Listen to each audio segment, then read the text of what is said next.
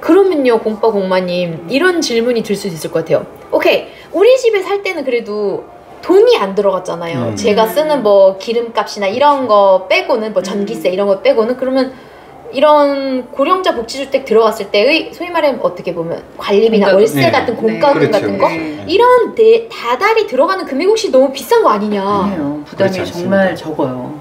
예를 들면 네, 월세가 한 어느 정도 될까요? 이제 그 보증금하고 월세를 이렇게 연동할 수가 있으니까 뭐라고 딱 말할 수는 없는데, 보증금으로 대략 한 2천만 원을 할 경우에는 네. 월세가 4만 원, 5만 원 선이고요. 우와. 이걸 또 연동할 수 있거든요. 어떤 분들은 목돈을 줄이고 월세를 더 내고 싶다, 이런 그럴 수 분들이 있죠. 있어요. 그런 분들은 300만 원 정도 보증금을 할 경우에는 월 임대료가 12만 원 정도 돼요. 근데 저희가 주거급여에 대해서도 공부를 하시라고 하는 이유가, 주거급여를 받으시면 월 임대료는 나라에서 거의 다 지원이 되거든요. 그렇겠네요. 알뜰시버타운 고령자 복지주택에 들어가실 만한 그런 경제력을 가지고 계신 분들은 웬만하면 주거급여 신청하시면 해당자가 될 것 같아요. 그럴 것 같아요. 그러면은 보증금 한 300만 원 정도에 월세. 월세는 주거급여로 쓰시고 그렇죠. 나머지 나머지 좀 남겠는데요? 남습니다. 네. 그래서 저희가 항상 말씀드리는 것이, 정부에서 제공하는 기초연금 있잖아요. 네. 올해는 1인 기준으로 32만 원 나오고 주거급여는 월세로 내는 거니까 그렇죠. 그건 월세로 내시고, 그리고 기초연금 32만 원 가지고 넉넉하지는 않습니다. 거의 다 국민연금도 받잖아요. 예, 받으신 분은 또 받으시니까. 네. 기초연금만으로도 32만 원이니까 넉넉하지는 않지만 그래도 인간답게 살 수 있는 최저 생활은 보장이 된다. 그렇게 맞네요. 말씀드리는 거죠.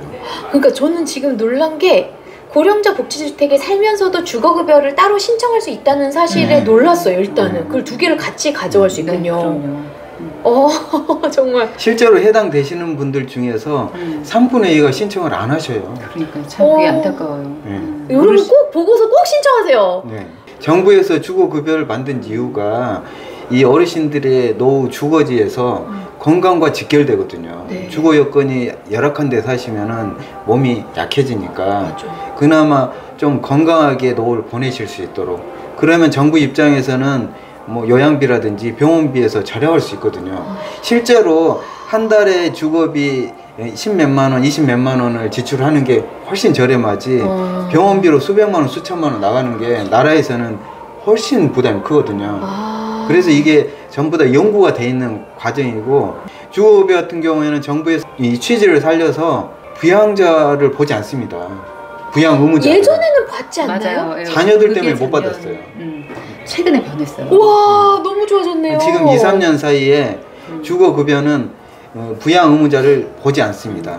해당되는 사람들을 범위를 계속 넓히고 있어요. 그러니까 작년에 내가 해봤는데 안 됐다. 그러면 이제 생각 안 하시는 분도 있거든요. 그렇죠. 그런데 변해요. 이렇게 조건들이. 그렇기 완화되네요. 때문에, 네. 완화되면서 또 그 대상 폭들은 자꾸 넓어지는 거죠. 그러니까 작년에 안 되셨다고 포기하지 마시고, 올해도 내가 또 혹시 되는지 아니면 뭐 때문에 안 되는지를 알아야 이게 또 나중에 내가 어떻게 조치를 취할 수가 있는 거잖아요. 네, 네. 그래서 꼭 아시고 신청을 해보셔야 됩니다. 네. 주거급여. 저도 사실 이거 부모님 때문에 알아봤었거든요. 저희는 시어머님을 이번에 그렇게 해갖고 받게 했어요. 와. 공파공마님, 그러면 이렇게 좋은데, 사실 오케이, 나 이제 신청하면 왠지 될 것 같아. 그럼 이걸 정확히 어떻게 신청하는지 그 절차나 방법 같은 것도 안 해봐서 모를 수 있거든요. 어떻게 신청하면 될까요? 어디 가서 신청하면 되나요? 참 저희가 이제 이렇게 물어보시는 분이 많으세요. 그쵸, 어디서 그런데 신청해요? 이제 마이홈에 들어가시면 마이홈. 그 나라에서 하는 여러 가지 공공주택은 전부 다 올라와요. 근데 저희가 들어가 봤어요. 이제 공과님 매일 들어가고, 저는 이제 가끔 들어가 보는데, 가끔 들어가는 저희도 어려워요. 그걸 찾기가. 네? 그래서 어르신들은 그걸 일일이 다 찾을 수가 없어요. 그래서 저희가 그 채널 자체를 만든 이유가 그거예요.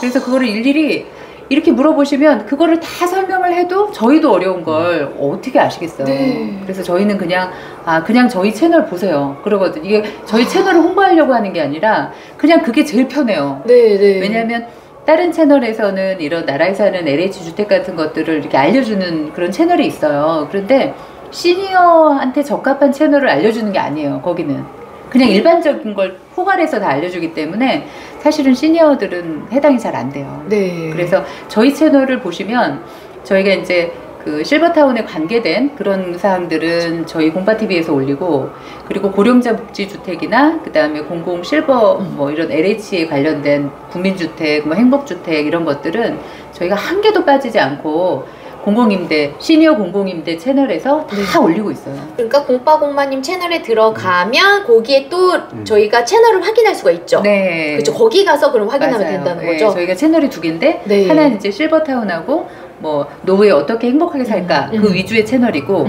지금 말씀하신 고령자 복지주택과 이런 그 시니어 주택들에 관한 거는 시니어 공공주택 그 채널에서 확인을 하실 수 있어요. 여러분 여기서 확인하시면 됩니다. 네. 그래서 참 말씀드리기가 참 그런데 정말 채널 홍보가 아닙니다. 그냥 보시는 게 제일 편하실 것 같아요. 그럴 것 같아요. 제가 영상 올릴 때 제가 찾아가는 방법을 그냥 루틴으로 다 해드리거든요.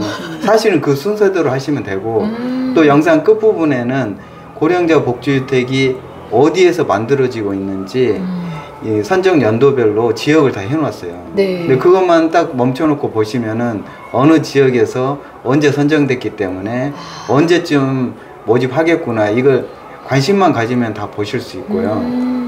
그리고 이제 혼자서 힘드시면 자녀분이라든지 아니면 가까이 젊은 분들은 영상을 보여주면 어떻게 찾아가는지 젊은 사람은 쉽습니다. 그래. 네. 아니 근데 어려워. 어렵고, 그리고 그 고령자 복지주택 같은 경우는 이제 한 2년 전에 이렇게 이제 분양 뭐 이렇게 설립을 한다 뭐 이런 계획들이 올라오고 나면 한 2, 3년 있어야 이제 분양 공고가 나와요. 그렇죠. 네. 그런데 그게 언제 나올지 알려달라, 뭐 담당자 전화번호 알려달라 막 이러시는데 공무원들도 몰라요. 왜냐하면 어떤 공무원이 그 일만 하고 있는 게 아니기 때문에 여러 가지 일 중에 하나예요. 그러니까 그 사람은 이게 딱 본인 업무로 떨어져야 그때 이제 뭐 이렇게 마이홈에도 올리고 공고도 그렇죠. 하고 이러는 거니까 네. 그 사람하고 통화되기도 어렵지만 그분이 통화를 해서 아, 어디 고령자 복지주택 언제 나와요? 이렇게 묻잖아요. 네, 네. 몰라요. 이거예요. 담당자도 몰라요. 담당자가 알 수 없는 이유가 자기가 업무를 관장을 하고 있지 결정권자가 아니에요. 아, 팔로업만 하는 거지 결정권자가 아니다. 그렇죠. 이게 결제를 올려서 지금 이 어느 정도 진척이 됐으니까 언제쯤 공고를 해서 언제쯤 모집하면 좋겠습니다. 안을 만들어서 올리는 거지. 네. 그대로 하라고 할지 아니면 좀 연기하라고 할지 모르는 거죠.